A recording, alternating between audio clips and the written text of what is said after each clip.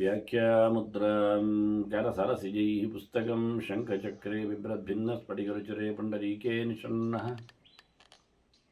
अमलानश्रीरमृतविशदैरंशविप्लावयन् मामाविर्भूयादनगमहिमा मानसे वागधीशः नमस्ते प्राणेश प्रणतविभवाय मणिमगाः नमस्वामिन् रामप्रियतमनमन् गुरुगुण नमस्तुभ्यं भीमप्रबलतमकृष्णेष्टभगवन् नमः श्रीमन्मध्वप्रदिश सुदर्शन्नो जय जय श्रीगुरुभ्यो नमः नारायणं सुरगुरुं जगदेकनाथं भक्तप्रियं सकललोकनमस्कृतं च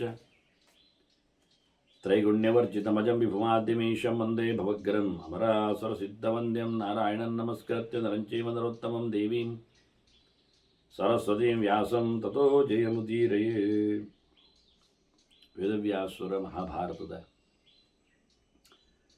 ಚಿಂತಕರಿಗೆ ವಂದನೆಗಳು. ಶಾಂತಿ ಪರ್ವದ 459ನೆಯ ಪ್ರವಚನ.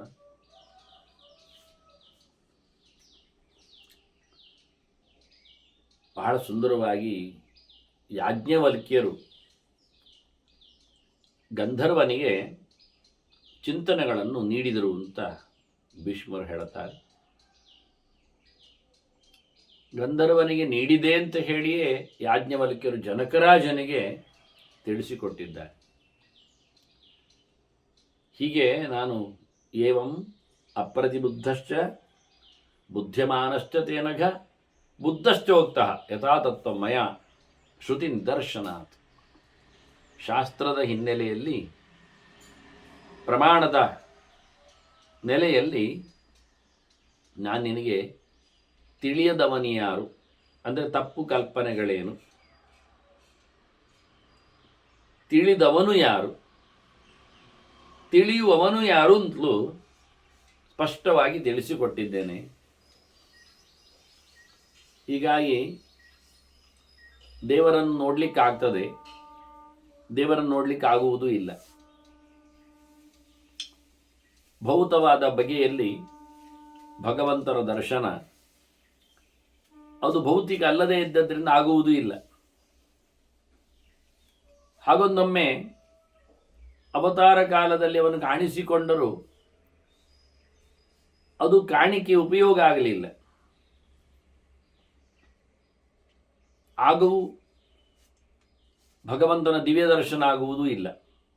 ಹೀಗಾಗಿ ಭಗವಂತನನ್ನು ಪಶ್ಯ ಅಂತ ಕರೀತಾರೆ.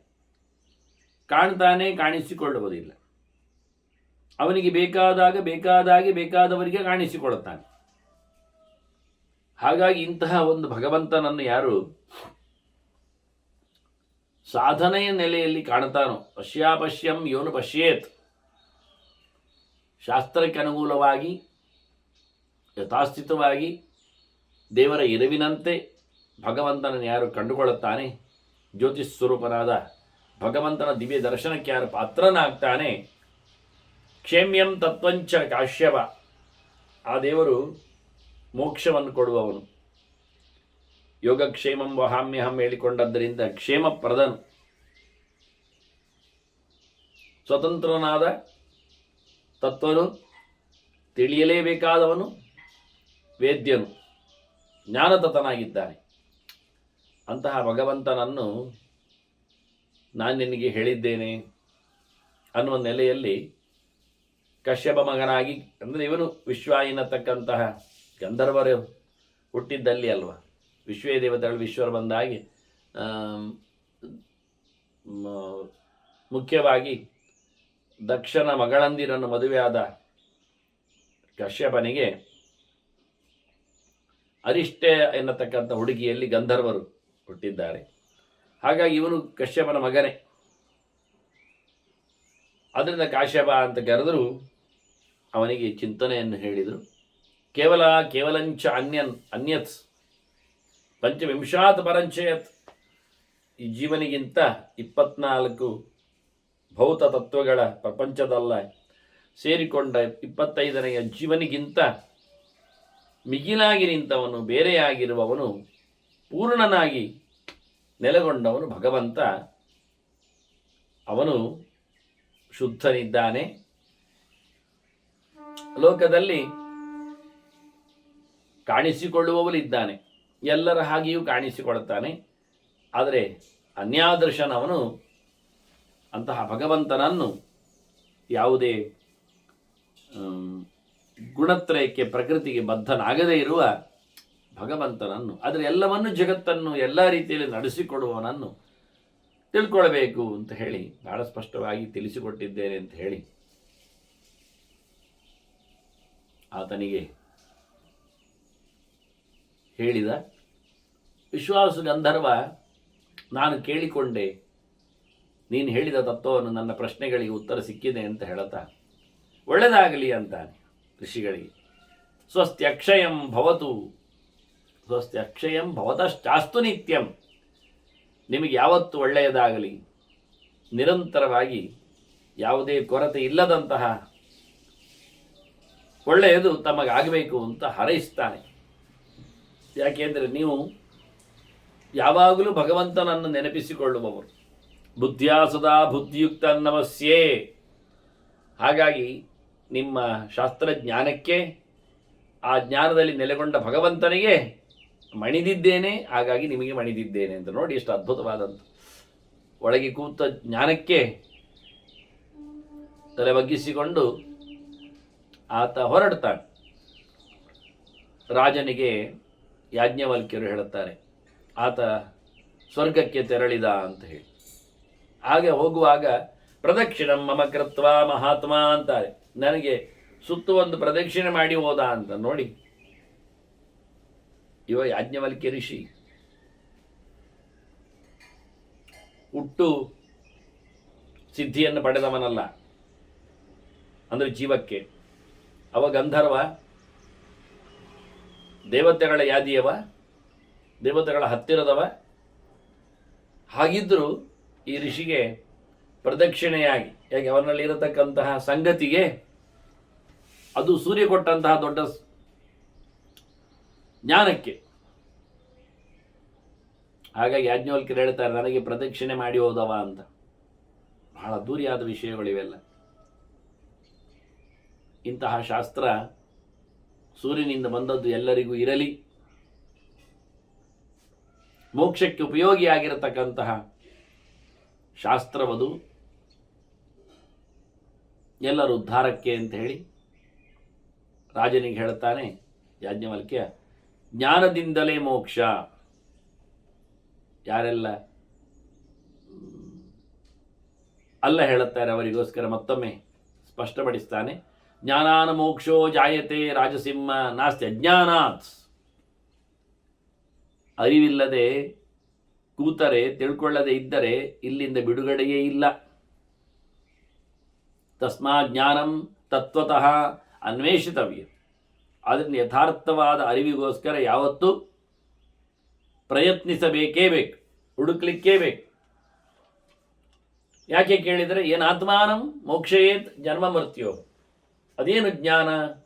ಆ ಜ್ಞಾನದಿಂದ ಏನು ಲಾಭ ಇದೆ ಕೇಳಿದರೆ ಮೋಕ್ಷ ಅಂದದ್ದಲ್ಲ. ಮೋಕ್ಷ ಅಂದ್ರೇನು? ಮತ್ತೆ ಹುಟ್ಟಿ ಬಾರದಂತೆ, ಮತ್ತೆ ಸಾಯದಂತೆ ಈ ಸಂಸಾರ ಚಕ್ರದಿಂದ ಬಿಡುಗಡೆಯನ್ನು ಪಡೆಯುವುದು. ನಮ್ಮನ್ನು ಹುಟ್ಟು ಸಾವುಗಳಿಂದ ಯಾರು ಪಾರು ಮಾಡ್ತಾನೋ ಅಂತ ಅರಿವು ಎಲ್ಲಿದೆಯೋ ಅದು ಮುಖ್ಯವಾದ ಅರಿವು. ಅಂತಹ ಜ್ಞಾನವನ್ನು ಪಡೆಯಲೇಬೇಕು. ಪ್ರಾಪ್ಯಜ್ಞಾನಂ ಬ್ರಾಹ್ಮಣಾತ್ ಕ್ಷತ್ರಿಯಾದ್ವಾ ವೈಶ್ಯಾತ್ ಶೂದ್ರಾತ್ ಅಭಿ ನೀಚಾತ್ ಅವೈಷ್ಣವ್ ಶ್ರದ್ಧಾತವ್ಯ ಸತದಾನೇನ ನಿತ್ಯಂ ನ ಶ್ರದ್ಧಿನಂ ಜನ್ಮ ಮೃತ್ಯು ವಿಷೇತ. ಕಲೀಲಿಕ್ಕೆ ಕೂತ್ರೆ, ಪಡಿಲಿಕ್ಕೆ ನಿಂತರೆ ಯಾರಿಂದ ಏನು ಅಂತ ಇಲ್ಲ, ಬ್ರಾಹ್ಮಣನಿಂದ ಪಡೀಲಿಕ್ಕೆ ಆಗ್ತದೆ. ಪ್ರಾಪ್ಯಜ್ಞಾನ ಬ್ರಾಹ್ಮಣಾತ್. ಕ್ಷತ್ರಿಯ ಆದ್ವಾ, ಕ್ಷತ್ರಿಯನಿಂದಲೂ ತಿಳ್ಕೊಳ್ಬಹುದು, ತಿಳಿಬಾರದು ಇಲ್ಲ. ಎಷ್ಟೋ ಕ್ಷತ್ರಿಯರು, ಎಷ್ಟೋ ಬ್ರಾಹ್ಮಣರಿಗೆ ಜ್ಞಾನವನ್ನು, ವಿದ್ಯೆಯನ್ನು ನೀಡಿದ್ದಾರೆ. ಅದನ್ನೆಲ್ಲ ಉಪನಿಷತ್ತುಗಳು ಉಲ್ಲೇಖ ಮಾಡಿವೆ. ಹಾಗೆ ವೈಶ್ಯಾತ್, ವೈಶ್ಯನಿಂದ ಇವರು ಮೂವರಾದರೆ ವೇದಜ್ಞಾನವನ್ನು ಪಡೆದಿದ್ದಾರೆ, ವೇದ ಅಧಿಕಾರಿಗಳಿದ್ದಾರೆ, ವೇದ ಪಾಠ ಆಗಿದೆ ಅಂತ ಹೇಳಿಕೊಳ್ಳುವ. ಮತ್ತು ಹೇಳ್ತಾರೆ ಮುಂದುವರಿಸಿ, ಶೂದ್ರಾತ್ ಅಪಿ ನೀಚಾತ್ ಅವೈಷ್ಣಂ. ಶೂದ್ರನಿಂದಲೂ ಅವನಿಗಿಂತಲೂ ಕಳಪೆಯವನಿಂದಲೂ ಜ್ಞಾನವನ್ನು ಎಲ್ಲಿದ್ದರೂ ಪಡೀಲಿಕ್ಕೆ ಬರ್ತದೆ, ಪಡಿಬೇಕು ಅಂತ. ಅವನಿಗೆ ಅಧಿಕಾರ ಇಲ್ಲ, ಉಂಟು ಅಂತಾದರೆ ಕೇಳುವುದೇ, ಮತ್ತೇನು, ತಿಳ್ಕೊಳ್ಳುವುದೇ ಇಲ್ಲ ಆದರೆ. ಹಾಗೆ ಭಗವಂತನ ಎಚ್ಚರವನ್ನು ಸಂಪಾದನೆ ಮಾಡಿಕೊಂಡಿರತಕ್ಕಂಥ ವ್ಯಕ್ತಿ ಅವ ಶೂದ್ರ ಯೋನಿಯಲ್ಲಿ ಬಂದಿದ್ದಾನೆ ಅಂತಾದರೆ ಅವನಲ್ಲಿ ಅಜ್ಞಾನ ಉಂಟು, ಅಜ್ಞಾನ ಪಡೆದಿದ್ದಾನೆ ಅಂತಾಗಿದ್ದರೆ ಅವನು ಬದ್ಧ ದೀಕ್ಷಿತನಾಗಿಯೇ ಆಗಿರುತ್ತಾನೆ. ಹಾಗಾದರೆ ಏನಾಯಿತು? ಅವನು ಯೋನಿಯಲ್ಲಿ ಮಾತ್ರ ಶೂದ್ರ ಹೊರತು ಗುಣದಲ್ಲಿ ಅಲ್ಲ, ಯೋಗ್ಯತೆಯಲ್ಲಿ ಅಲ್ಲವ. ಹೇಗೆ ಪಡೆದಿದ್ದಾನೆ ನೋಡಿ, ಕೊಡಬಹುದು ಹೇಳಿದರೆ ಪಡೆದಿದ್ದಾನೆ ಅಂತ ಆಯ್ತಲ್ಲ. ಪಡೆದಿದ್ದಾನೆ ಅಂತಾದರೆ ಅವನಲ್ಲಿ ಅಂತಹ ನಿಯಮಾದಿಗಳು ಇತ್ತು ಅಂತ ಅರ್ಥ,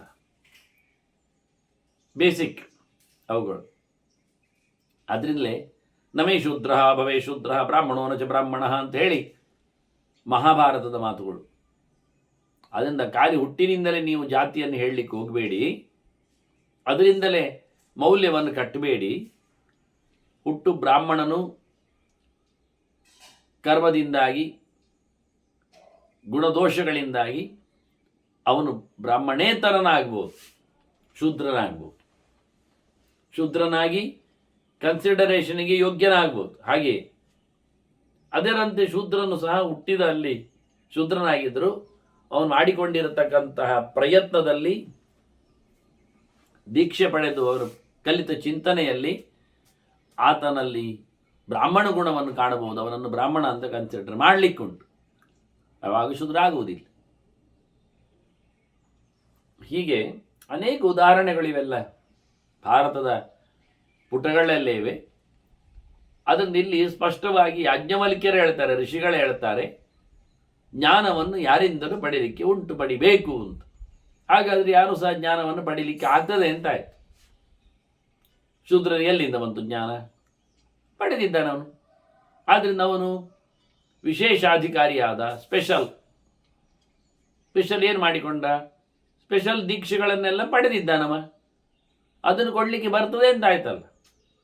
ಬಲಾತ್ಕಾರದಲ್ಲಿಗೆ ಬೇಡ, ಯಾರು ಒಪ್ಪಿಕೊಳ್ಳುತ್ತಾನೆ, ಯಾರು ನಡೆದು ಬಿಡ್ತಾನೆ ಅಂಥವರಿಗೆ ಕೊಡುವುದರಲ್ಲಿ ತಪ್ಪಿಲ್ಲ. ಸುಮಾರಾಗಿ ಕಲೀಲಿಕ್ಕೇನೋ ಯಾರು ಬರ್ತಾರೆ, ದೀಕ್ಷೆ ಪಡೆದು ಕಲಿಸಬಹುದು. ಆದರೆ ಕಲಿಸಿಕೊಡ್ಲಿಕ್ಕೆ ಅವರನ್ನು ಕೇಳಬೇಕಲ್ಲ, ದೀಕ್ಷಿತನಾಗಿದ್ರು. ಈ ಷಡ್ಕರ್ಮಗಳ ಬಗ್ಗೆ ಮಾತಾಡುವಾಗ ಯಜ್ಞ, ದಾನ, ಅಧ್ಯಯನ, ಹೋಮ ಮಾಡುವುದು, ಅಗ್ನಿಮುಖದಲ್ಲಿ ಆರಾಧನೆ, ದಾನ ಕೊಡುವುದು, ಮತ್ತೆ ಓದುವುದು, ಇದು ಮೂವರಿಗೂ ಉಂಟು. ಮೂವರಿಗೆ ಅಂದರೆ ಬ್ರಾಹ್ಮಣನಿಗೂ ಉಂಟು, ಕ್ಷತ್ರಿಯನಿಗೂ ಉಂಟು, ವೈಶ್ಯನಿಗೂ ಉಂಟು. ಅವನು ವ್ಯಾಪಾರವನ್ನು, ಆದ್ದರಿಂದ ಅವನು ದಾನ ಮಾಡಲಿಕ್ಕೆ ಬರ್ತದೆ, ಅವನು ಹೋಮ ಮಾಡಲಿಕ್ಕೆ ಬರ್ತದೆ, ಅದರಂತೆ ಅಧ್ಯಯನ ಮಾಡಲಿಕ್ಕೆ ಉಂಟು, ಅವನು ಕಲೀಲಿಕ್ಕೆ ಉಂಟು. ಆದರೆ ಬ್ರಾಹ್ಮಣನಿಗೆ ಮಾತ್ರ ಇನ್ನೂ ಮೂರು ಉಂಟು. ಏನಂದರೆ ದಾನ ಕೊಡುವುದನ್ನು ಪಡೀಲಿಕ್ಕೆ ಬರ್ತದೆ, ಪ್ರತಿಗ್ರಹ ಅಂತ. ಅದು ಕ್ಷತ್ರಿಯನಿಗಿಲ್ಲ ಪ್ರತಿಗ್ರಹ. ದಾನ ಕೊಡ್ಲಿಕ್ಕೆ ಉಂಟು, ಅವನು ತಗೊಳ್ಲಿಕ್ಕಿಲ್ಲ. ಅವನು ಟ್ಯಾಕ್ಸು ಮುಂತಾದ ವಿಷಯದಲ್ಲಿ ಅವನು ಇರಬೇಕು ರಾಜ್ಯದಲ್ಲಿ. ಹಾಗೆ ವೈಶ್ಯನು ದಾನ ಮಾಡಲಿಕ್ಕುಂಟು, ಕೃಷಿ ಗೋದಾನ ಎಲ್ಲ ಮಾಡಲಿಕ್ಕೆ ಬರ್ತದೆ, ಆದರೆ ಪಡೀಲಿಕ್ಕಿಲ್ಲ ದಾನವ. ಅದರ ಪ್ರತಿಗ್ರಹ ಎನ್ನುವುದು ದಾನಕ್ಕೆ ಸಂಬಂಧಪಟ್ಟ ವಿಷಯ, ಬ್ರಾಹ್ಮಣನಿಗೆ ಮಾತ್ರ. ಹಾಗೆಯೇ ಯಾಶನ ಇನ್ನೊಬ್ಬರ ಹೋಮವನ್ನು ಮಾಡುವುದು ಹೋಗಿ, ಅಂದರೆ ಪೌರೋಹಿತ್ಯ ಒಂದು ದೃಷ್ಟಿಯಿಂದ, ಇದು ಕ್ಷತ್ರಿಯನಿಗೆ ಇಲ್ಲ. ಕ್ಷತ್ರಿಯ ಮಾಡಿಸುವುದು, ಮಾಡಲಿಕ್ಕಿಲ್ಲ ಅವನು, ಯಜನ ಇಲ್ಲ, ಅವನು ಹೋಮ ಮಾಡುವುದಿಲ್ಲ. ಅವನು ವೈಶ್ಯನು ಹೋಮ ಮಾಡುವುದಿಲ್ಲ, ಮಾಡಿಸುವುದಷ್ಟೇ. ಅದನ್ನು ಹೋಮ ಮಾಡುವ ವಿಷಯ ಅದು ಬ್ರಾಹ್ಮಣನಿಗೆ ಮಾತ್ರ. ಉಳಿದವರು ಹೋಮ ಮಾಡಿಸ್ಲಿಕ್ಕುಂಟು, ದಾನ ಕೊಡಲಿಕ್ಕುಂಟು, ಹೋಮ ಮಾಡಿಸ್ಲಿಕ್ಕುಂಟು, ಅಧ್ಯಯನ ಮಾಡಲಿಕ್ಕುಂಟು. ಬ್ರಾಹ್ಮಣ ಅಧ್ಯಾಪನ ಮಾಡಲಿಕ್ಕುಂಟು, ಕಲಿಸಿಕೊಡ್ಲಿಕ್ಕುಂಟು ಇನ್ನೊಬ್ಬರಿಗೆ.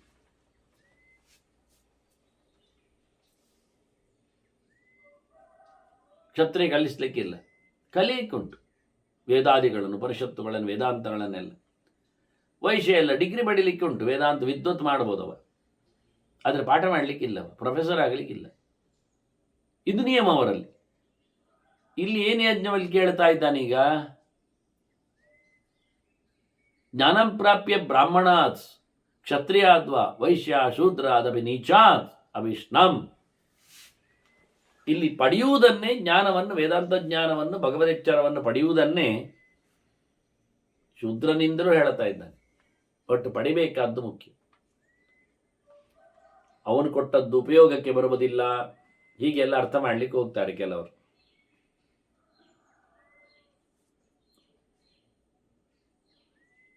ಕೊಡುವವನು ಕೊಟ್ಟ ಮಾತು ಶಂಕದಿಂದ ಬಂದಲ್ಲಿ ತೀರ್ಥ ಅಂತ ಹೇಳುವುದಿಲ್ವ, ಹಾಗೆ. ಹಾಗೊಂದು ರೀತಿಯಲ್ಲಿ ಇತರನ ಪಾಠದಿಂದಾಗಿ ಭಗವದ್ ಅನುಗ್ರಹ ಆಗುವುದಿಲ್ಲ ಅಂತ ಹೇಳಿದರೆ, ಉತ್ತರಾರ್ಧದಲ್ಲಿ ಯಾಜ್ಞವಲ್ಕ್ಯರು ಅದಕ್ಕೆ ಉತ್ತರವನ್ನು ಕೊಡ್ತಾ ಇದ್ದಾರೆ. ಶ್ರದ್ಧಾತವ್ಯಂ ಶ್ರದ್ಧದಾನೇನ ನಿತ್ಯಂ ನ ಶ್ರದ್ಧಿನಂ ಜನ್ಮ ಮೃತ್ಯು ವಿಷೇತಾಂ. ಇಲ್ಲಿ ರಿಸಲ್ಟ್ ಏನು ಕೇಳಿದರೆ, ಜ್ಞಾನದಿಂದ ಮೋಕ್ಷ, ಹುಟ್ಟು ಸಾವುಗಳಿಂದ ಬಿಡುಗಡೆ ಖಂಡಿತ ಆಗ್ತದೆ ಅಂತಾನೆ. ನಿಮಗೆ ಆತನು ಕೊಟ್ಟ ಜ್ಞಾನದಲ್ಲಿಯೂ ದೇವರೆಚ್ಚರ ಆಗುವುದಿಲ್ಲ ಅಂತ ನೀವು ಕೂತರೆ ನಿಮಗಾಗುವುದಿಲ್ಲ. ಶೂದ್ರಾದಿಗಳು ಕೊಟ್ಟಲ್ಲಿಯೂ ಭಗವದೆಚ್ಚರವನ್ನು ಸಂಪಾದನೆ ಮಾಡಿ ಮೋಕ್ಷವನ್ನು ಪಡಿತೇನೆ ಎನ್ನುವುದು ನಿಮಗೆ ಶ್ರದ್ಧೆ ಹೌದಾದರೆ ಖಂಡಿತವಾಗಿ ನಿಮಗೆ ಬಿಡುಗಡೆ ಆಗ್ತದೆ. ಯಾಕೆ ಕೇಳಿದರೆ, ಯೋಯ ಶ್ರದ್ಧಾ ಸಯೇವ ಸಹ ಅಂತ ಕ್ರಮ ಕೃಷ್ಣನತ್ತು. ಶ್ರದ್ಧಾಮಾನ್ ಲಭತೆ ಜ್ಞಾನಂ ಎನ್ನುವುದು ಮುಖ್ಯ. ನೀವು ಶ್ರದ್ಧೆಯನ್ನು ತಪ್ಪಿಸಿಕೊಂಡ್ರೆ ನಿಮ್ಮ ಎಂಥ ನಮೂನೆಯ ಶ್ರದ್ಧೆ ಉಂಟೋ ಅಂಥದ್ದೇ ರಿಸಲ್ಟ್ ನಿಮಗೆ ಬರ್ತದೆ ಎನ್ನುವುದು ಕೃಷ್ಣನ ವಾದ. ಹಾಗಾಗಿ ಕೃಷ್ಣ ಏನು ಮಾಡಿದ್ದಾನೆ ಕೇಳಿದರೆ, ಎಲ್ಲರನ್ನು, ಬಹಳ ಚೆನ್ನಾಗಿದೆ ಇದು, ಅಂದರೆ ಪ್ರಜೆಗಳ ಮೇಲೆ ಪಾಲನೆಯ ಕತೆ, ಯಾವುದೇ ರೀತಿಯಾದ ವೈಷಮ್ಯ ಇಲ್ಲ ಹೇಳಲಿಕ್ಕೆ ಇದು ಕೃಷ್ಣನದ್ದೇ ಆಗಿರತಕ್ಕ ಕತೆ. ಅಂದರೆ ಕೃಷ್ಣ ಹೇಳುತ್ತಾನೆ, ಯಾರು ಯಾರನ್ನು ಯಾವ ರೀತಿಯಲ್ಲಿ ಹೇಗೆ ಏನೆಲ್ಲ ಕೇಳಿಕೊಳ್ತಾರೋ ಹಾಗೆ ಅದುವೇ ಅವರಿಂದ ಅದು ಸಿಗ್ತದೆ. ಹಾಗೆ ನಾನು ಮಾಡಿಬಿಟ್ಟಿದ್ದೇನೆ. ಅದು ಸರಿಯಲ್ಲಲ್ಲ, ಎಲ್ಲವೂ ನಿನ್ನಿಂದಲೇ ಆಗುವಂಥದ್ದಲ್ಲ, ಎಲ್ಲ ನೀನೇ ಅಲ್ವಾ? ಹೌದು, ಅದು ಸತ್ಯ, ಅದನ್ನು ಹೇಳಿದ್ದೇನೆ, ಆದರೆ ಅವರು ಕೇಳುವುದಿಲ್ಲ. ಅದಕ್ಕೇನು ಮಾಡುವ? ಹಾಗಾದರೆ ನೀನು ಹೇಳಿದ್ದನ್ನು ಅವರು ಕೇಳದೇ ಇರೋದರಿಂದ ಅವರನ್ನು ನೀವು ಪಾಪಿಗಳು ಅಂತೇಳಿ ಬಿಸಾಡ್ಬೋದಲ್ಲ. ಇರಲಿ, ಅವರೇ ಬಿಸಾಡಿಕೊಳ್ಳುತ್ತಾರೆ ಅವರನ್ನು. ಆದ್ದರಿಂದ ಯಾರು ಯಾರನ್ನು ಯಾವ ಪ್ರಕಾರದಲ್ಲಿ ಏನನ್ನು ಕೇಳಲಿಕ್ಕೆ ಹೋಗಿದ್ದಾರೋ ಅವರನ್ನೇ ಕೇಳುವಂತೆ ನಾನು ಹಾಗೆ ಮಾಡಿಬಿಟ್ಟಿದ್ದೆ, ಅವರಿಗೆ ಅಲ್ಲಿ ಸಿಗುವಂತೂ ಮಾಡಿಬಿಟ್ಟಿದ್ದೇನೆ. ಆದರೆ ಅದು ಪೂರ್ಣ ಅಲ್ಲ, ಅದಕ್ಕೆ ಎಂಡ್ ಉಂಟು. ಹಾಗಾಗಿ ಯೋಯೋ ಯಾಮ್ಯಂ ತನ ಭಕ್ತ ಶ್ರದ್ಧೆಯಾರ್ಚಿತ ಮಿಚ್ಚತಿ ತಸ್ಯ ತಸ್ಯ ಅಚಲಾಂ ಶ್ರದ್ಧಾಂ ತಾಮೇವ ವಿದದಾಮ್ಯಂ. ಅವರಿಗೆ ಆ ನಂಬಿಕೆಯನ್ನು ಗಟ್ಟಿ ಮಾಡಿದ್ದು ನಾನೇ ಅಂದ ಕೃಷ್ಣ.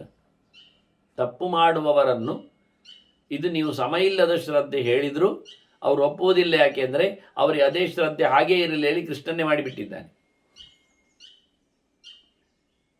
ಅವರ ಯೋಗ್ಯತೆ ಹಾಗೆ, ಅದು ಅವರ ಸ್ವಭಾವ, ಮತ್ತು ಅವರು ಸಿಗುವಂಥದ್ದು ಅಂಥವತ್ತು ಬರಂತೇಶಂ. ಅದು ಹೇಳಿದ್ದೇನೆ ನಾನು ನಿಮಗೆ. ಪರ್ಮನೆಂಟ್ ಏನು ಸಿಗುವುದಿಲ್ಲ, ಟೆಂಪರರಿ ಮಾತ್ರ. ನೋಡಿ, ಗೊತ್ತುಂಟು ಅವರಿಗೆ, ಸಾಕು ಅಂತ ಹೇಳ್ತಾರೆ ಅವರು. ಟೆಂಪರರಿ ಸಿಕ್ಕುವುದೇ ನಮಗೆ ಸಾಕೀಗ, ನಮ್ಗೆ ಈಗ ಬೇಕು. ನಮಗೆ ನಾಳೆ ಮೋಕ್ಷ ಬೇಡ, ಈಗದ ಗಂಟು ನಮಗೆ ಸಿಕ್ಕಿದ್ರೆ ಸಾಕು. ಎಂತ ಹೇಳ್ತೀರಿ? ಈಗ ನೀವು ಆರಾಧನೆ ಮಾಡತಕ್ಕಂತಹ ಕ್ಷುದ್ರ ದೇವತೆಗಳು, ನೀಚ ಗಣಗಳು, ಭೂತಪ್ರೇತ ಪಿಶಾಚಿಗಳು, ಇವೆಲ್ಲ ರಾಜಸ ತಾಮಸಗಳು ಹೇಳಿದರೆ ಹೌದು, ನಾವು ಅಂಥವರೇ ಅಂತಾರೆ ಅವರು. ರಜಸ್ತಮ ಪ್ರಕೃತಯ ಸಮಶೀಲಾನ್ ಭಜಂತಿ ವೈ ಹಿತ್ವಾ ನಾರಾಯಣ ಕಲಶಾಂತ. ದೇವರನ್ನು ಮರೆತು ಬಿಟ್ಟವರು ಪಿತೃಭೂತ ಪ್ರಜೇಶಾದೀನ್ ಯಜಂತಿ.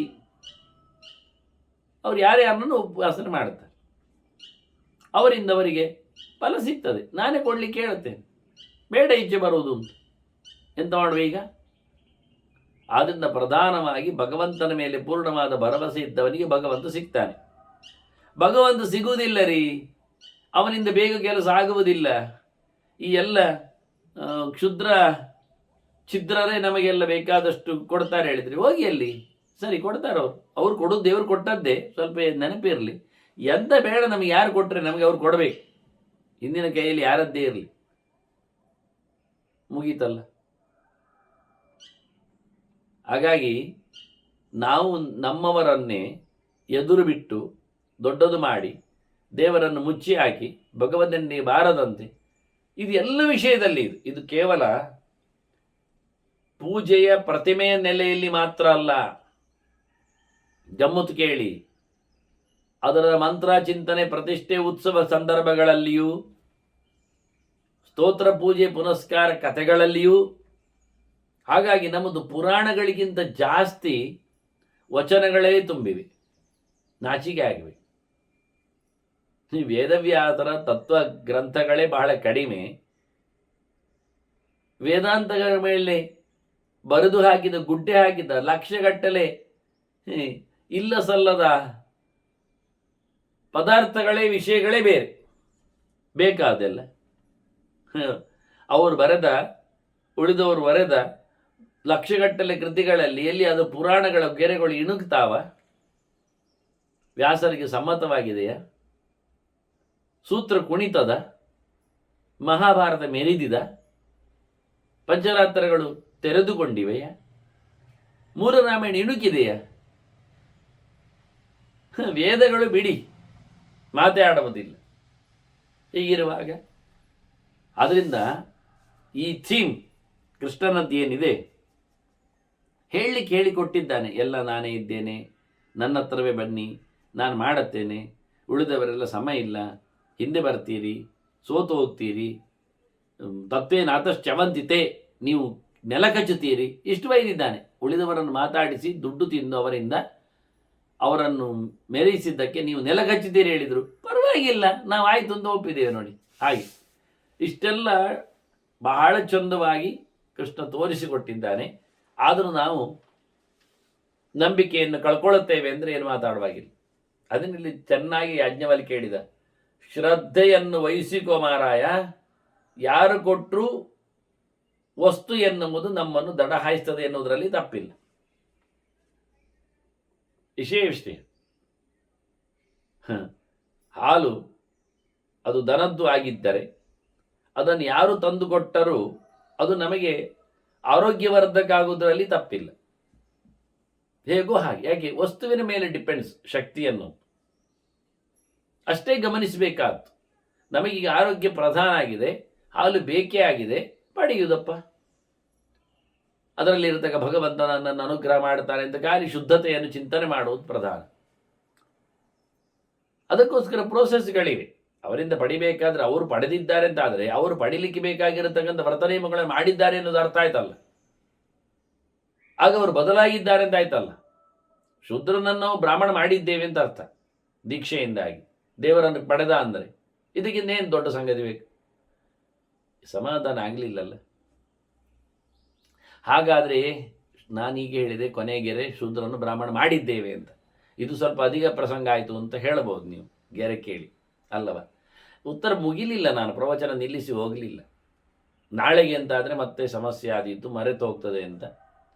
ಮತ್ತು ಇವತ್ತೆಲ್ಲ ಇದು ರೆಕಾರ್ಡ್ ಆಗೋದ್ರಿಂದ ಇದನ್ನು ಅಳಿಸ್ಲಿಕ್ಕೆಲ್ಲ ಬರುವುದಿಲ್ಲ. ಯಾಜ್ಞವಲ್ಕ್ಯರು ಇದಕ್ಕೆ ಅಥಾರಿಟಿ, ಪ್ರಶ್ನೆಗೆ, ಒಂದೊಮ್ಮೆ ಚಿಂತನೆಗೆ. ಹಾಗಾಗಿ ಯಾಜ್ಞವಲ್ಕ್ಯರು ಏನು ಹೇಳುತ್ತಾರೆ ಅಲ್ಲಿಗೆ ಬರಬೇಕು ನಾವು. ಯಾಜ್ಞವಲ್ಕ್ಯರನ್ನು ಮಾತಾಡಿಸಿದರೆ ಯಾಜ್ಞವಲ್ಕ್ಯರು ಸ್ವಲ್ಪ ಜೋರಿದ್ದಾರೆ. ಯಾಕೆಂದರೆ ಅವರು ಮಹಾಭಾರತದ ಪುಟದಲ್ಲಿ ಅಚ್ಚೊತ್ತಿದವರು. ನಾನೇನೋ ಮಹಾಭಾರತ ಪುಟಗಳನ್ನು ಹೊರಗೆ ಇಟ್ಟವ, ಅವರು ಮಹಾಭಾರತ ಪುಟಗಳಲ್ಲೇ ಮಲಗಿಬಿಟ್ಟವರು. ಅವರು ಹೇಳ್ತಾರೆ ಸರ್ವೇ ವರ್ಣಾ ಬ್ರಾಹ್ಮಣ ಬ್ರಹ್ಮಜಾಶ್ಚ ಅಂದರು. ಹೌದಾಯ್ತಾ? ಬ್ರಹ್ಮಜಾಶ್ಚ, ಎಲ್ಲ ಜಾತಿಯವರು ಮಾರಾಯರೇ, ಬ್ರಾಹ್ಮಣರೇ ಅಲ್ವಾ ಅಂದರು. ಇದು ಜೋರಾಯಿತು ನೋಡಿ ಅವರದ್ದು. ನಾನಾದರೂ ಸ್ವಲ್ಪವೇ ಹೇಳಿದ್ದು, ಅವ್ರು ಹೇಳಿಬಿಡ್ತಾರೆ ಏನಂತೆ ಎಲ್ಲರೂ ಬ್ರಾಹ್ಮಣರಲ್ವಾ ಅಂತ. ಅಲ್ಲ, ಅದು ಹೇಗೆ ಹೇಳ್ತೀರಿ ನೀವು? ಬ್ರಾಹ್ಮಣ ಶಬ್ದಕ್ಕೆ ಏನರ್ಥ? ಬ್ರಹ್ಮನಿಂದ ಹುಟ್ಟಿದವ ಬ್ರಾಹ್ಮಣ, ಆಯ್ತಾ ಇಲ್ಲ? ಹೌದಲ್ಲ ಮತ್ತೆ. ಆದರೆ ಎಲ್ಲರೂ ಬ್ರಹ್ಮನಿಂದಲೇ ಹುಟ್ಟಿದಲ್ವಾ, ಏನೇ ಆಗ್ಬೇಕು ಹೇಳ್ತಾರೆ. ಇದು ಒಂದು ಸಬ್ಜೆಕ್ಟ್. ಬ್ರಹ್ಮನಿಂದ ಹುಟ್ಟಿದ್ದನ್ನು ಹೇಗೆ ಹೇಳ್ತೀರಿ? ಅದಕ್ಕೆ ಇವರು ಶುರು ಮಾಡಿದರು. ಬ್ರಾಹ್ಮಣೋ ಸಮಗಮಾಸೀತ್ ಬಾಹೂರಾಜನ್ಯಕೃತ ಊರು ತದಸ್ಯದ್ವೈಶ್ಯ ಮದ್ಭ್ಯಾಂ ಶೂದ್ರೋ ಅಜಾಯತ ಎನ್ನತಕ್ಕಂಥ ಪುರುಷ ಸೂಕ್ತದ ಮಾತು. ದೇವರ 4 ಅವಯವಗಳಲ್ಲಿ 4 ಜಾತಿಗಳು ಬಂದವು. ಡೌಟ್ ಉಂಟ ಈಗ ನಿಮಗೆ? ದೇವರಿಂದ ಬಂದದ್ದಲ್ಲ ಹೇಳ್ತೀರಾ ಅಂತಾರೆ. ಅಲ್ಲದು ಮೋರೆಯಿಂದ ಬಂದದ್ದು ಬ್ರಾಹ್ಮಣ, ತೋಳಿನಿಂದ ಬಂದದ್ದು ಕ್ಷತ್ರಿಯ, ಊರಿನಿಂದ ಬಂದದ್ದು, ತೊಡೆಯಿಂದ ಬಂದದ್ದು ವೈಶ್ಯ, ಕಾಲಿನಿಂದ ಬಂದದ್ದು ಶೂದ್ರ. ಹಾಗಾಗಿ ಸ್ಥಾನಭೇದ ಉಂಟು. ಸ್ಥಾನಭೇದ ಇರಲಿ, ವ್ಯಕ್ತಿಭೇದ ಇಲ್ಲಲ್ಲ, ದೇವರದ್ದೇ ಮೋರೆ ಅಲ್ವಾ. ಆದ್ದರಿಂದ ಬ್ರಹ್ಮಜಾತಿ ಅಂತ ಹೇಳುವುದ್ರಲ್ಲಿ ತಪ್ಪಿಲ್ಲಲ್ಲ. ಇನ್ನು ಬ್ರಹ್ಮಾಸ್ತಿ ಜಾತಿ, ಬ್ರಹ್ಮಭುಜ ಜಾತಿ ಹಾಗೇನು ಹೇಳಬೇಕಾದ್ರೆ, ಇಲ್ಲಿ ವೈಶ್ಯನನ್ನು ಹೇಳುವಾಗ ಬಹಳ ಚಂದ ಮಾಡಿದ್ದಾರೆ. ಊರು ಹೇಳಲಿಲ್ಲ. ಇಲ್ಲಿ ಇನ್ನೊಂದು ಶಬ್ದ ಬಂದಿದೆ, ಇದನ್ನು ಗಮನಿಸಬೇಕಾದ ವಿಷಯ, ಗುರುತಿಸಬೇಕಾದ ಕತೆ. ಇಲ್ಲಿ ಹೇಳುವಾಗ ಅವರವನನ್ನು ನಾಭ್ಯಾಂ ವೈಶ್ಯ ಅಂತ ಹೇಳ್ತಾನೆ. ಬ್ರಹ್ಮನ ನಾಭಿಯಿಂದ ವೈಶ್ಯರು ಅಂತ. ಅಪೂರ್ವವಾದ ಒಂದು ಮಾತು ಇದು ಸಿಕ್ಕಿತ್ತು. ಸ್ಥಾನಭೇದ ಮಾಡಿ ಸುಮಾರು ಪುರುಷ ಸೂಕ್ತಗಳ ಗೆರೆಗಳನ್ನು ಹೇಳತಕ್ಕಂಥ ಮಾತುಗಳು ಬಂದಿವೆ. ಆದರೆ ಈ ಮಾತು ಅತ್ಯದ್ಭುತವಾಗಿ ಬಿಟ್ಟಿದೆ. ಇಲ್ಲಿ ತೊಡೆಯನ್ನು ತಪ್ಪಿಸಿ ನಾಭಿಯನ್ನು ಹೇಳಿ ಈಗ ಸಿಕ್ಕಿಬಿದ್ದದೇನು ಗೊತ್ತುಂಟ? ತೊಡೆಯಿಂದ ಹುಟ್ಟಿದ್ದ ವೈಶ್ಯರು ನಾಭಿಯಿಂದ ಹುಟ್ಟಿದ್ದ ಅಂತ ಗಲಾಟೆ ಮಾಡಲಿಕ್ಕೆ 2 ಪಕ್ಷದವರು ಕೂತು. ಆಗ ಇಲ್ಲಿ ದೇವರು ಹೇಳ್ತಾನೆ, ನಂದು ನಾಭಿ ಎಂದ್ರು ಒಂದೇ, ತೊಡೆ ಎಂದ್ರು ಒಂದೇ ಅಂತಾನೆ. ಅದಕ್ಕೆ ನಾನು ಹಾಗೆ ಹೇಳಿದ್ದು ಅಂತ ನೋಡಿ. ದೇವರಲ್ಲಿ ಯಾವ ಅವಯವಗಳಿಗೂ ಭೇದ ಇಲ್ಲ ಎನ್ನತಕ್ಕಂಥ ಗಮನಿಕೆಯನ್ನು ಕೊಡ್ಲಿಕ್ಕೋಸ್ಕರ ಇಲ್ಲಿ ನಾಭ್ಯಾಂ ವೈಶ್ಯಾಹ ಅಂತ ಹೇಳುವ ಮೂಲಕ ಯಾಜ್ಞವಲ್ಕ್ಯರು ನೀವು ಸ್ಥಾನಕೃತವಾದ ಭೇದವನ್ನು ಹೇಳಲಿಕ್ಕೂ ಬರುವುದಿಲ್ಲ. ಯಾಕೆಂದ್ರೆ ಯಾವ ಸ್ಥಾನ ಆದರೂ ಎಲ್ಲ ಒಂದೇ ಬಗೆ ದೇವರಲ್ಲಿ. ಅಲ್ಲ, ಅದು ಏನದು, ಕಾಲು ಕೆಳಗಿರ್ತದೆ, ಮೋನೆ ಮೇಲಿರ್ತದೆ, ಹೀಗೆ ಮೇಲೆ ಕೆಳಗಾಗ್ತದೆ. ಅಲ್ಲ, ಮೇಲೆ ಕೆಳಗಾಗುವುದು ಎನ್ನುವುದು ನಿಂತಾಗಲ್ವಾ, ಮಲಗಿದಾಗ ಇದು ಒಂದು ಕಷ್ಟವೇ. ದೇವರು ಅನಂತಾಸನ ಶಯನ ಅಥವಾ ಕ್ಷೀರಾಂಬುದಿ ನಿವಾಸ ಎಲ್ಲ ಹೇಳುವುದಿಲ್ವ? ಹಾಗಿರುವಾಗ ಭಗವಂತ ಮಲಗಿದ್ದಾಗ ಕ್ಷೀರ ಸಮುದ್ರದಲ್ಲಿ ಅವನ ತಲೆಯಾಗಲಿ ಕಾಲಾಗಲಿ ಮೇಲೆ ಕೆಳಗೆ ಇಲ್ಲ. ಸಮ್ಟೈಮ್ಸ್ ಕಾಲೇ ಮೇಲಿರ್ತದೆ. ಕೆಲವರು ಮಲಗುವಾಗ ಗಮ್ಮತ್ತು ಮಾಡಲಿಕ್ಕೆ ಒಂದು ಕಾಲು ಮೇಲೆ ಮಾಡೋದು ಉಂಟು, ಕೆಲವೊಮ್ಮೆ ಕೈಯನ್ನು ಮೇಲೆ ಮಾಡೋದುಂಟು ಮಲಗುವಾಗ. ಸಾಮಾನ್ಯವಾಗಿ ವಿಷ್ಣು ಮಲಗಿದ ಚಿತ್ರ ನೀವು ನೋಡಿದರೆ ಅದರಲ್ಲಿ ಕೆಲವೊಮ್ಮೆ ತಲೆ ಚೂರು ಮೇಲಿರ್ತದೆ, ಕೆಲವೊಮ್ಮೆ ಗಡಕ್ಕಾಗಿ ತಲೆ ಕೆಳಗೆ ಇರ್ತದೆ, ಕೈ ಮೇಲೆ ಇರ್ತದೆ. ಹೀಗೆ ಚಕ್ರ ಹಿಡಿದದ್ದು ಶಂಕೆ, ಪಾಪ ಅವನಿಗೆ ಪನಿಷ್ಮೆಂಟ್ ಇದ್ದಾಗೆ ಉಂಟು. ಕೆಳಗಿಡಬಾರದು ನೀನು ನೋಡು, ಯಾರಾದರೂ ಮತ್ತೆ ಪೆರುಕುಡೆ ತಿಂದಾಕಿದ್ರೆ ಅಂತ ಹೇಳಿದಾಗೆ ಉಂಟು. ಅನಂತ ಶಯನನ ಕಲ್ಪನೆಯೇ ನಿಮಗೆ ಸರಿ ಇಲ್ಲ. ನಾನು ಹೇಳುವುದಾದ್ರೆ ಚಿತ್ರಕಾರನಿಗೆ ನಾನು ಅದನ್ನು ನಾಗಸಮೀಕ್ಷೆಯಲ್ಲಿ ಸ್ವಲ್ಪ ಕೊಟ್ಟಿದ್ದೇನೆ ಒಂದು ಕಡೆ, ನನ್ನ ನೆನಪು. ಇಲ್ಲಾದರೆ ನನ್ನ ನಾಗಸಮೀಕ್ಷೆಯ ಉರ್ವರಿತ ಭಾಗದಲ್ಲಿ, ಒಂದು ಉಳಿದ ಭಾಗದಲ್ಲಿ ಇದೆ. ಅವರಿಗೆಲ್ಲ ಬೇಕಾದ್ದು ಸ್ವಲ್ಪ, ಊರಿನವರಿಗೆ ಚೂರೇ ಸಾಕು, ಪುರೋಹಿತರಿಗೆ ಅತ್ಯಲ್ಪ. ಈ ಊಟದ ಸಮಯದಲ್ಲಿ ತುಪ್ಪ ಹಾಕಿದ ಹಾಗೆ ಕೊನೆಗೆ ತುಪ್ಪ ಹೇಗೆ ಬೀಳ್ತದೆ ಅಂದರೆ ಒಂದು ಡ್ರಾಪ್ ಬೀಳುವುದು ಡೌಟ್. ಮೊದಲಿಗೆ ಅದು ಮಕ್ಕಳ ಕೈಯಲ್ಲಿ ತುಪ್ಪ ಕಳಿಸಿಕೊಡೋದ್ರಿಂದ ಅವರು ಸರಿಕಟ್ಟಲ್ಲಿ ಚಮಚದಲ್ಲಿ ಹಾಕಿ ಬಿಡುತ್ತಾರೆ. ಅದರ ಸುರುವಿಗೆ ಸರಿ ಬೀಳ್ತದೆ, ಅದು ಅವರು ಹಾಕಿದಲ್ಲಿಂದ ನೆಲೆಯವರೆಗೆ ಎಲೆಯವರೆಗೆ ತಾಗ್ತದೆ, ಅಷ್ಟು ಬೀಳ್ತದೆ. ಮುಂದೆ ಹೋದ ಹಾಗೆ ಅದರಲ್ಲಿ ಖಾಲಿಯೂ ಆಗಿರ್ತದೆ ಅರ್ಧ ಮುಕ್ಕಾಲು ತಟ್ಟೆಯಲ್ಲಿ. ಹಾಗಾಗಿ ಚಮಚ ಪೂರ್ತಿ ಮುಳುಗಲಿಕ್ಕೂ ಕೇಳುವುದಿಲ್ಲ. ಹಾಗಾಗಿ ಅಲ್ಲಿ ಎಲ್ಲ ಬಿದ್ದದ್ದು ಬಂತು, ಚಮಚವನ್ನು ಮುಳುಗಿಸಿದಷ್ಟು ಬಂತು.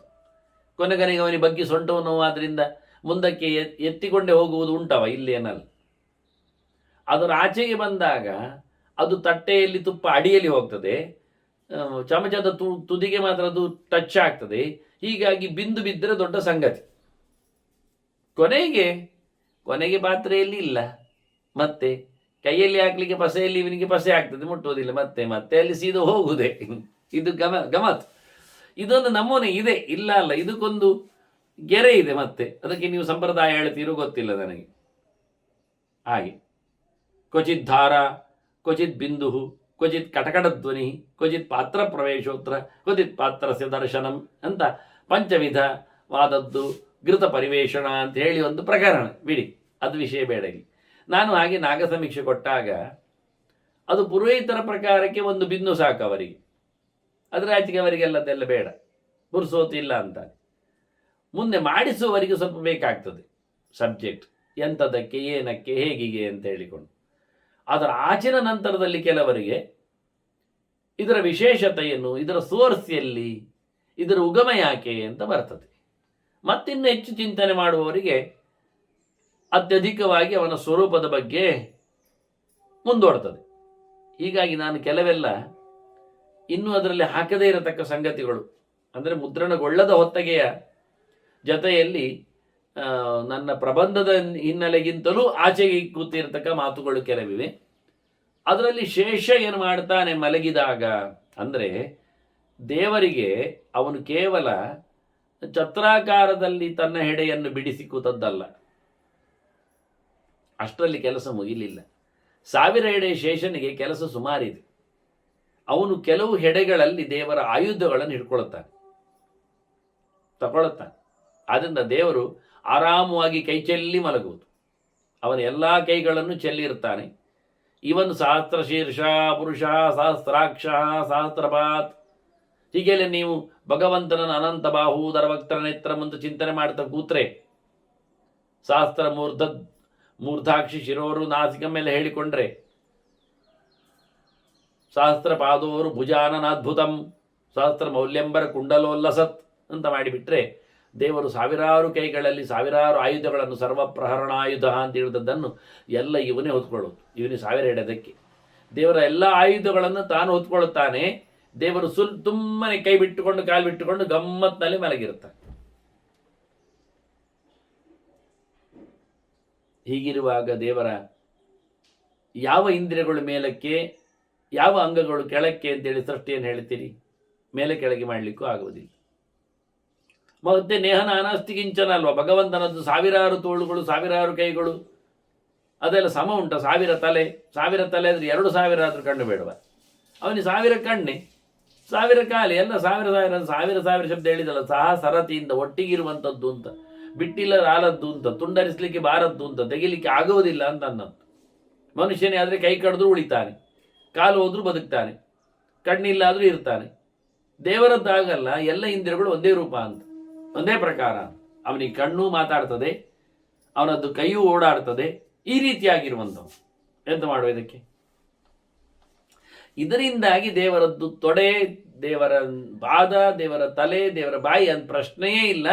ಒಟ್ಟೊಂದು ಹೇಳಿದ್ದು ಹೇಳಲಿಕ್ಕೆ ಹೋಗುವಾಗ ಸ್ಥಾನಕೃತವಾಗಿ ಹೇಳಿದ್ದಲ್ಲ ಅನ್ನೋ ನೆಲೆ ಮಾಡಿಕೊಳ್ಳಿಕ್ಕೋಸ್ಕರವೇ ಶಬ್ದವನ್ನು ಬದಲಾಯಿಸಿದ್ರು. ಬಹಳ ಚೆನ್ನಾಗಿ, ಬಹಳ ಅದ್ಭುತವಾಗಿ ಮಾತಾಡಿಸಿದ್ರು. ನಾಭ್ಯಾಂ ವೈಶ್ಯಾಹ ಅಂತ.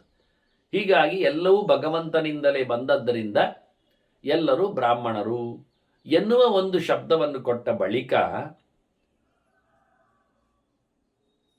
ಇನ್ನೊಂದು ಮಾತನ್ನು ಹೇಳುತ್ತಾರೆ ಯಾಜ್ಞವಲ್ಕ್ಯರು.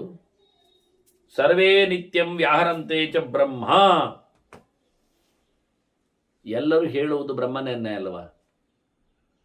ನಾನು ಅದನ್ನು ಬ್ರಾಹ್ಮಣ ಅಂದೆ ಅಂದ್ರು ಇವರು. ಈಗ ಸಿಕ್ಕಿಬಿತ್ತು.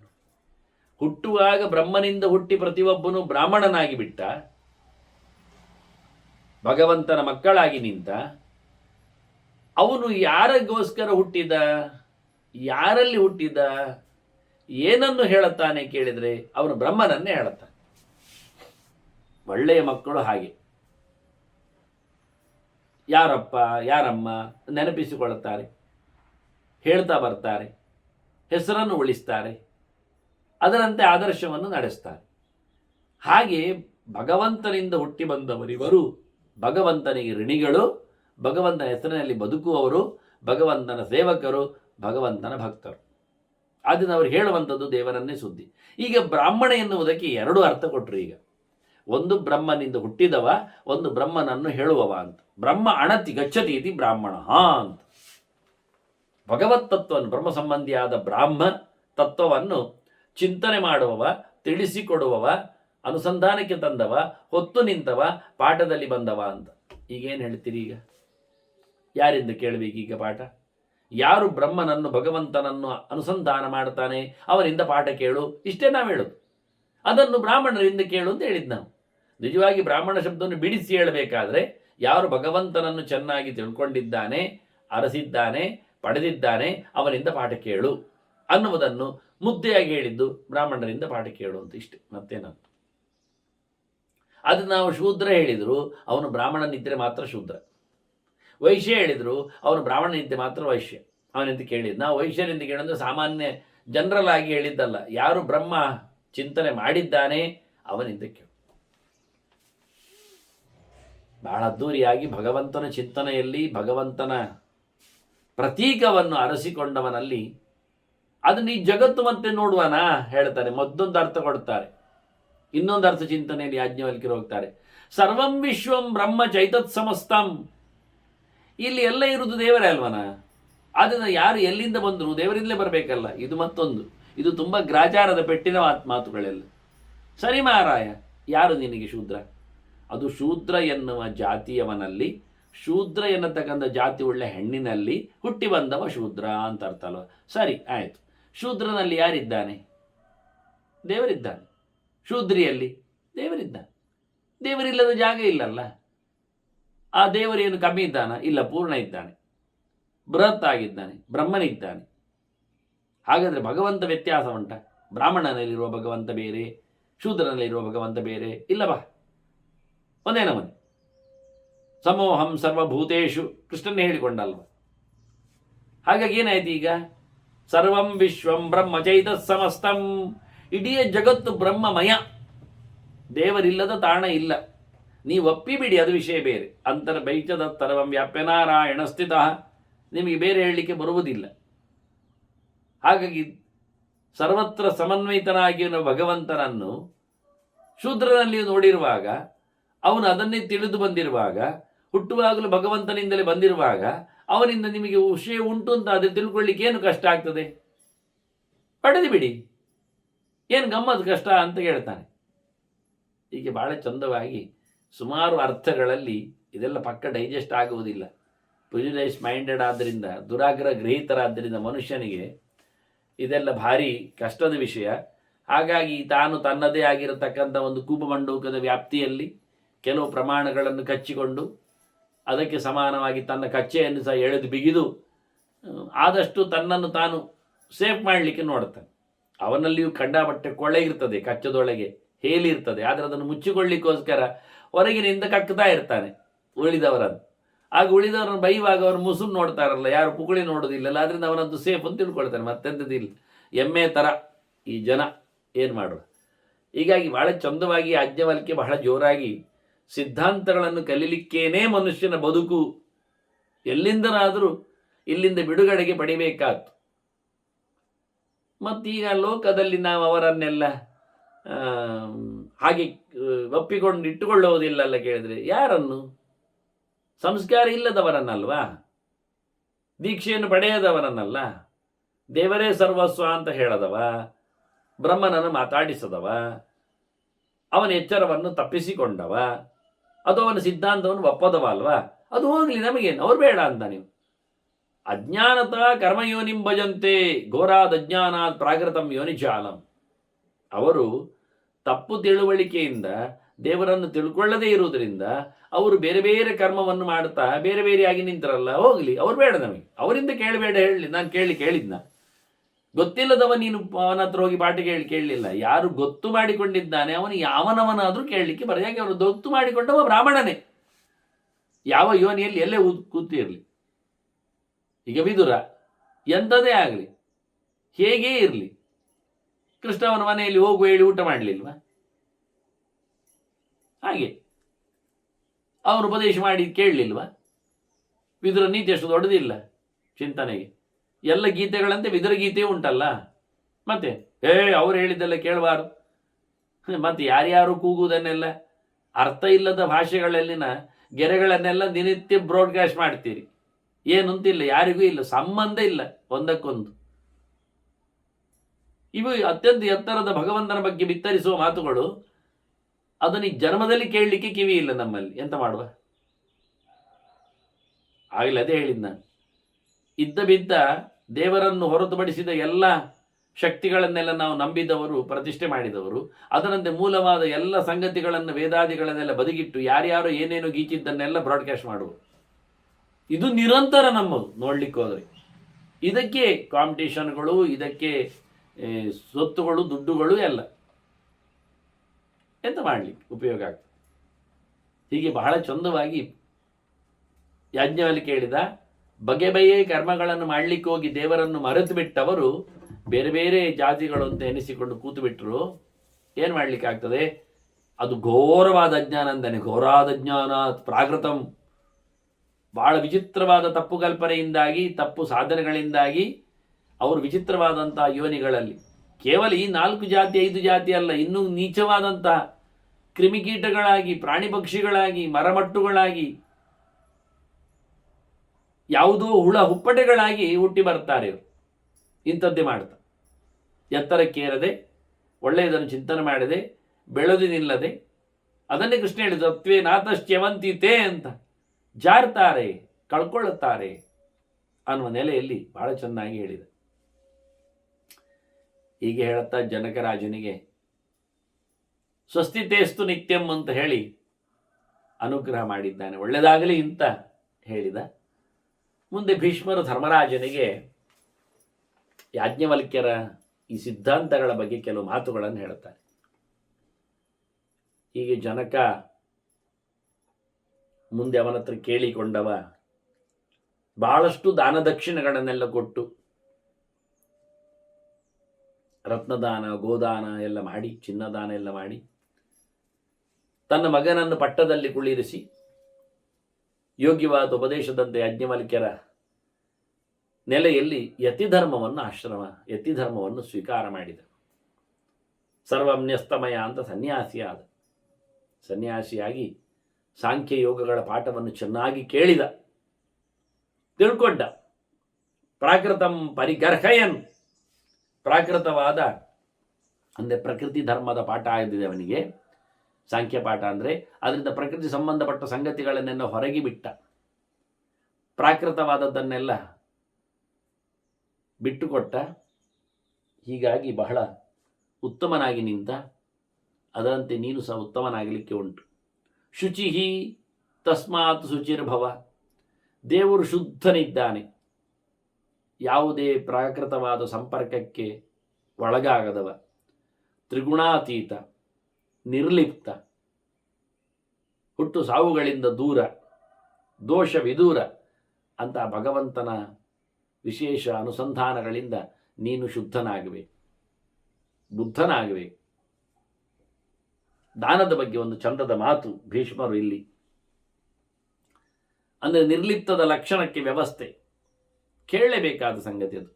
ದೀಯತೆ ಯಚ್ಚ ಲಭತೆ ದತ್ತಂ ಯಚ್ಚ ಅನುಮನ್ಯತೆ ದದಾತಿ ಚ ನರಶ್ರೇಷ್ಠ ಪ್ರತಿಗೃಹ್ಣಾತಿ ಯಚ್ಚ ಅವ್ಯಕ್ತೇನೇತಿ ತಚ್ಚಿಂತ್ಯ. ಕೊಟ್ಟದ್ದು ಅಂತ ಉಂಟಲ್ಲ, ಕೊಡುವಂಥದ್ದು ಅಂತ ಉಂಟಲ್ಲ, ಪಡೆದದ್ದು ಅಂತ ಇರ್ತದಲ್ಲ, ಕೊಡಿ ಅಂತ ಹೇಳಿದ್ದು ಕೇಳ್ತದಲ್ಲ, ಕೊಡ್ತಾನಲ್ಲ, ತಗೊಳ್ತಾನಲ್ಲ, ಯಾರು ಅಂತ ಏನು ಅಂತ ಎಲ್ಲ ದೇವರು ಅಂತ ಹೇಳ್ತಾನೆ. ಬಹಳ ಅದ್ಭುತ. ಅವ್ಯಕ್ತೇನೇತಿ ತಚ್ಚಿಂತ್ಯ. ಇದು ಭಗವಂತ ಕೊಟ್ಟದ್ದು ದೇವರೇ, ಕೊಡ್ಲಿಕ್ಕೆ ಹೇಳಿದ್ದು ದೇವರೇ, ಕೊಡುವಂತಾದದ್ದು ದೇವರೇ, ಪಡೆದವನು ದೇವರೇ, ಸ್ವತ್ತು ಭಗವಂತನದ್ದೇ ಅನ್ನುವ ಹಿನ್ನೆಲೆಯಲ್ಲಿ ಚಿಂತನೆ ಮಾಡಿದರೆ ಉಂಟಲ್ಲ, ಅಲ್ಲಿ ನಾನು ಇಲ್ಲ ಆಗ್ತದೆ, ಏನೂ ಅಲ್ಲ ಆಗ್ತದೆ. ಹೇಗಿರ್ತದೆ ಇದು? ಎಲ್ಲ ಕರ್ಮಗಳಿಗೆ. ಇದು ದಾನಕ್ಕೆ ಮಾತ್ರ ಹೇಳಿದ್ದಲ್ಲ, ಯಜ್ಞಕ್ಕೂ ಆಗ್ತದೆ. ಮಾಡ್ತಾನೆ, ಮಾಡಿಸ್ತಾನೆ, ಸಂಬಂಧಪಟ್ಟ ದ್ರವ್ಯಗಳನ್ನೆಲ್ಲ ತಿಳಿಸ್ತಾನೆ, ಹೇಳಿಸ್ತಾನೆ, ತರಿಸ್ತಾನೆ.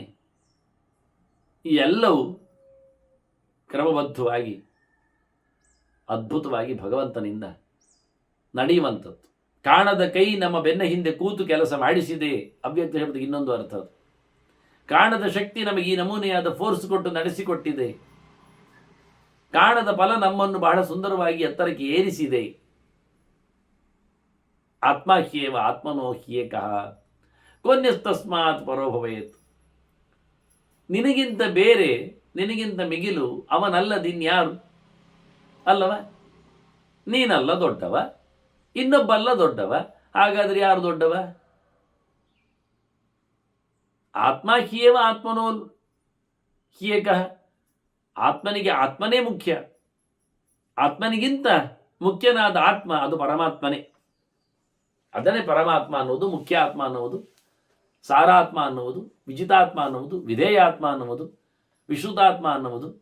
ಹೀಗೆ ವಿಷ್ಣು ಸಹಸ್ರನಾಮ, ವಿಷ್ಣುವಿನ 1000 ರೂಪನಾಮಗಳ ಯಾದಿಯಲ್ಲಿ 27 ಬರ್ತದೆ ನಕ್ಷತ್ರ ಲೆಕ್ಕಾಚಾರದಲ್ಲಿ. ಬೇಕೆಂದಲೇ ದೇವರ ಆತ್ಮಶಬ್ದಘಟಿತವಾದ ವಿಶೇಷ ನಾಮಗಳು. ಕೆಲವು ರಿಪೀಟೆಡ್ಡೇ, ಅಪ್ರಮೇಯ ಆತ್ಮ ಎಲ್ಲ ಹೇಳಿಕೊಂಡಾಗೆ. ಆದರೂ 2 ಸರ್ತಿ ಬಂದರೂ ಅದು ದೇವರ 2 ರೂಪಗಳನ್ನು ಹೇಳುವುದರಿಂದ ಪ್ರತ್ಯೇಕವೇ. ಈಗ ಕೃಷ್ಣ 2 ಇಲ್ವಾ? ವೇದವ್ಯಾಸರು ಕೃಷ್ಣ ಅಲ್ವಾ? ಯದುವಂಶದವನು ಕೃಷ್ಣ ಅಲ್ವಾ? ಕೃಷ್ಣ ಹೆಸರು 2 ಉಂಟು. 2 ಉಂಟಾದ್ರೆ 2 ಇದ್ದಾರೆ, ರೂಪಗಳು 2 ಇದ್ದಾರೆ. ಒಬ್ಬ ಮುಂದೆ ಬಂದಿದ್ದಾನೆ, ಒಬ್ಬ ಮತ್ತೆ ಬಂದಿದ್ದಾನೆ. ರಾಮ 2 ಇಲ್ವಾ? ಕೋದಂಡ ರಾಮ, ಒಬ್ಬ ಪರಶುರಾಮ ಇಲ್ವಾ? ಹಾಗೆ ನರಸಿಂಹ 2 ಇಲ್ವಾ? ಒಂದು ಸಿಂಹದ ಮೋರೆಯವ, ಹಿರಣ್ಯಕಶಿಪಿನ ಸಂಹಾರಕ್ಕೆ ಬಂದವ. ಮತ್ತೊಂದು ಸಿಂಹ ಮೋರೆಯವಲ್ಲ, 24ರಲ್ಲಿ ಬರುವವ, ಚತುರ್ವಿಂಶದ ರೂಪಗಳಲ್ಲಿ ಇರುವವ. ನೋಡಿ, ಅವನ ರೂಪಗಳೇ ಬೇರೆ ಉಂಟು. ನೋಡ್ಲಿಕ್ಕೆ ಹೋದ್ರೆ ಕಾಲವು ಬೇರೆ ಇದೆ. ಅವನು ಮೂರ್ತಿಯಲ್ಲಿದ್ದಾನೆ, ಇವನು ಅವತಾರದಲ್ಲಿ ಸಿಗ್ತಾನೆ. ಹಾಗೆ ಕೃಷ್ಣವೂ ಹಾಗೆ 24 ಮೂರ್ತಿಯಲ್ಲಿ ಕೃಷ್ಣ ಉಂಟು. ಇವ ಬೇರೆ ಕೃಷ್ಣ ಇದ್ದಾನೆ, ಇವ ಅಲ್ಲ. ಅದನ್ನ ದೇವರ ಅನೇಕ ನಾಮಗಳು, ಅನೇಕ ರೂಪಗಳನ್ನು ಹೇಳಲಿಕ್ಕೆ ಹೋಗ್ತವೆ. ಹಾಗಾಗಿ 27 ರೂಪಗಳು ಅಲ್ಲಿ ಸಿಗ್ತವೆ. ಅದೊಂದು ವಿಶೇಷ. ಅದನ್ನು ನಾನು ಈ ಬಾರಿಯ ಪರ್ವ ಸಮೀಕ್ಷೆಯಲ್ಲಿ ಆರಾಧನೆಗಾಗಿ ಕೊಟ್ಟಿದ್ದೇನೆ.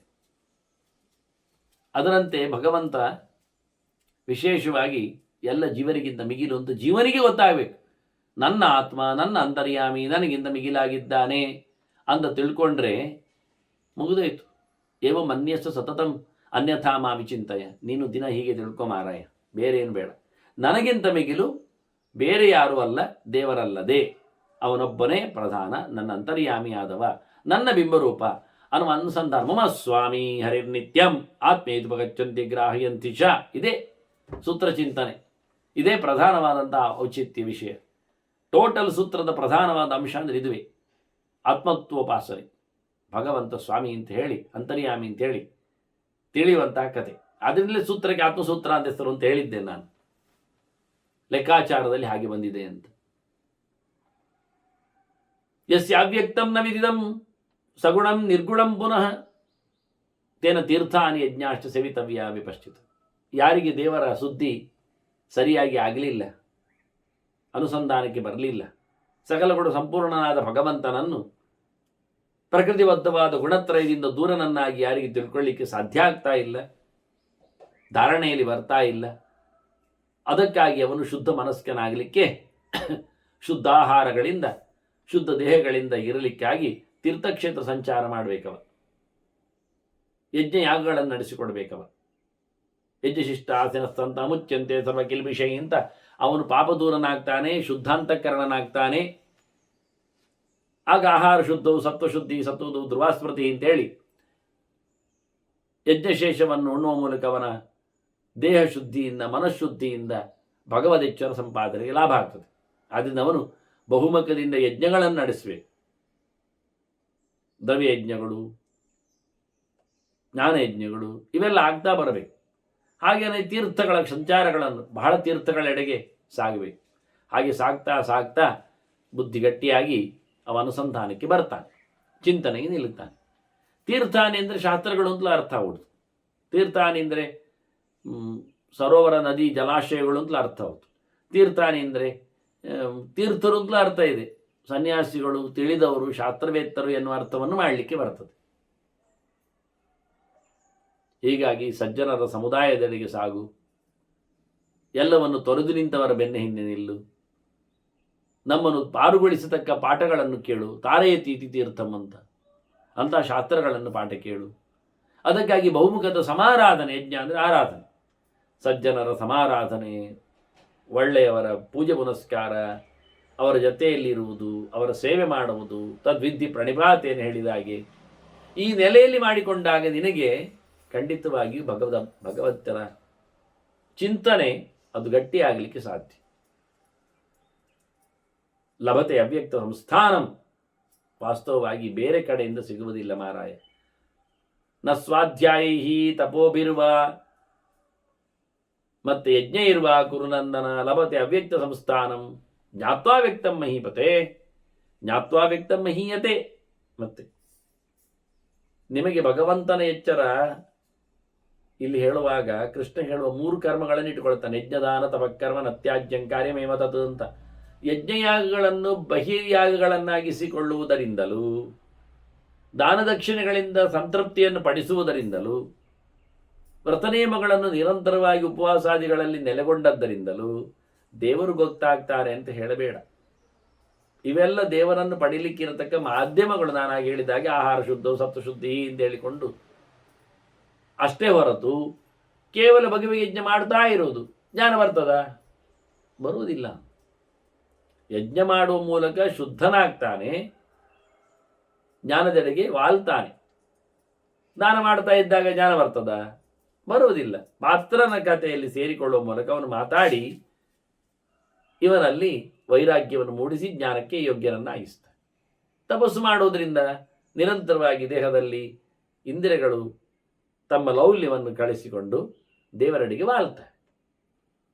ಹೀಗಾಗಿ ಬಹಳ ಚಂದವಾಗಿ ಇವನ್ನೆಲ್ಲ ಕೊಟ್ಟದ್ದು ಜ್ಞಾನದ ಸಂಪಾದನೆಗಾಗಿ ಹೊರತು ಮತ್ತೇನಲ್ಲ. ಆದ್ದರಿಂದ ಭಗವಂತನ ಎಚ್ಚರವನ್ನು ಪಡೀಲಿಕ್ಕೆ ಜ್ಞಾನವೇ ಕಾರಣ ಆಗ್ತದೆ. ಯಥವ್ಯಕ್ತಾತ್ ಪರಂ ನಿತ್ಯಂ ಜಾನತೆ ಶಾಸ್ತ್ರ ತತ್ಪರಾಹ ಜನ್ಮ ಮೃತ್ಯು ವಿಮುಕ್ತಂಚ ವಿಮುಕ್ತಂ ಸಸಚ್ಚಯತ್. ಶಾಸ್ತ್ರದಲ್ಲಿ ನೋಡಿಕೊಂಡು ಭಗವಂತನನ್ನು ಚೆನ್ನಾಗಿ ಚಿಂತನೆ ಮಾಡುವವ ವಾಸ್ತವವಾಗಿ ಆ ದೇವರು ಹೇಗಿದ್ದಾನೆ? ಅವನು ಪ್ರಕೃತಿಯಿಂದ ದೂರ ಇದ್ದಾನೆ, ಜನ್ಮ ಮೃತ್ಯುಗಳಿಂದ ನಿರಂತರವಾಗಿ ಮೊದಲೇ ದೂರದಲ್ಲಿದ್ದಾನೆ. ನಮ್ಮನ್ನು ಆ ರೀತಿಯಾಗಿ ಹುಟ್ಟು ಸಾವುಗಳಿಂದ ದೂರ ನನ್ನ ಮೋಕ್ಷ ಕೊಡುವವನಾದ್ದರಿಂದ ಮೋಕ್ಷ ಕೊಡುತ್ತೆ. ಮೋಕ್ಷ ಅವನ ಕೈಯಲ್ಲಿ ಇರಲಿಕ್ಕೆ ಹೋಗಿ ಮುಕ್ತನಾದ್ದರಿಂದ ಅವ. ಹಾಗಾಗಿ ಅಂಥ ಪರಮಾತ್ಮನನ್ನು ಈ ಪ್ರಪಂಚ ಅತೀತನನ್ನು ಸದಸಚ್ಚಯತ್ ಸದಚ್ಚ ಪರಂ ಯತ್, ಅದು ವಾಸ್ತವವಾಗಿ ಪ್ರಪಂಚಾತೀತವಾದ ಸಂಗತಿ. ಅಂಥ ನೆಲೆಯಲ್ಲಿ ನೀನು ಚಿಂತನೆಯನ್ನು ನಡೆಸಬೇಕು ಅಂತ ಹೇಳಿ ಜನಕನಿಗೆ ಕೊಟ್ಟಿದ್ದಾರೆ. ಮತ್ತು ಕೆಲವು ಮಾತುಗಳ ಜೊತೆಯಲ್ಲಿ ಧರ್ಮರಾಜನಿಗೆ ಆ ವಿಷಯಗಳನ್ನು ಹೇಳುತ್ತಾರೆ. ಈ ರೀತಿಯಾಗಿ ಭೀಷ್ಮರ ಮಾತುಗಳು ಧರ್ಮರಾಜನಲ್ಲಿ ಜನಕನ ಪರವಾಗಿದ್ದುಕೊಂಡು ಮುಂದೆ ಅವರು ಪಡೆದ ಕಥೆಯನ್ನು ತಿಳಿಸ್ತಾರೆ. ಮುಂದೆ ಅದರ ಚಿಂತನೆ ನಡೆಸುವ ವಂದನೆಗಳೊಂದಿಗೆ ಶ್ರೀಕೃಷ್ಣ ನಾರಾಯಣ ನಾರಾಯಣ.